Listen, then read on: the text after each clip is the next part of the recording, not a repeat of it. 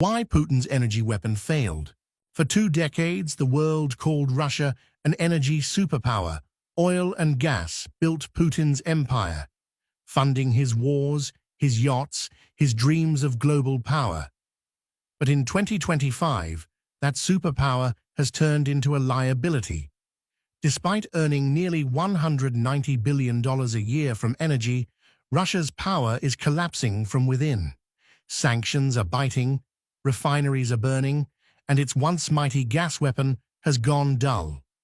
Because this time, the world learned how to fight back. In the 2000s, Russian oil and gas fueled a golden era for Putin. Europe built pipelines, Nord Stream 2, Turk Stream, even after Crimea's annexation. Energy gave Moscow leverage and legitimacy. But that illusion shattered after the 2022 invasion of Ukraine.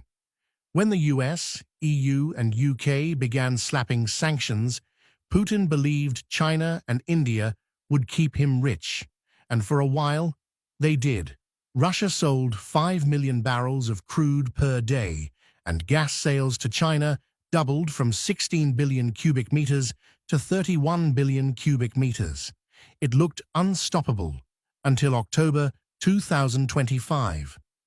In October, President Donald Trump imposed the harshest sanctions yet on Rosneft and Lukoil, which produce half of Russia's oil.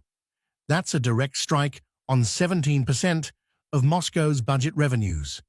The EU and UK joined in, blacklisting 117 ships from Russia's shadow fleet, and even targeting India's Nayara refinery and 4 Chinese oil terminals.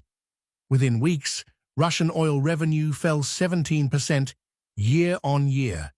China and India quietly paused imports. For the first time, Moscow couldn't find buyers for its crude. Putin's most powerful weapon, oil, had turned into a trap. Ukraine's drone strikes made it worse. Since August, they've hit 21 of Russia's 38 refineries, causing $706 million in damage, almost half of Russia's refining capacity. Gasoline shortages now stretch across Siberia. Drivers line up at empty stations. And Europe, it's finally free. Russia once supplied 45% of EU gas. Now it's down to 11%. By 2027, Europe will end all long-term Russian gas contracts. Even Hungary and Slovakia, Putin's old friends, are moving on. The Kremlin's gas blackmail is officially dead. China can't save Moscow.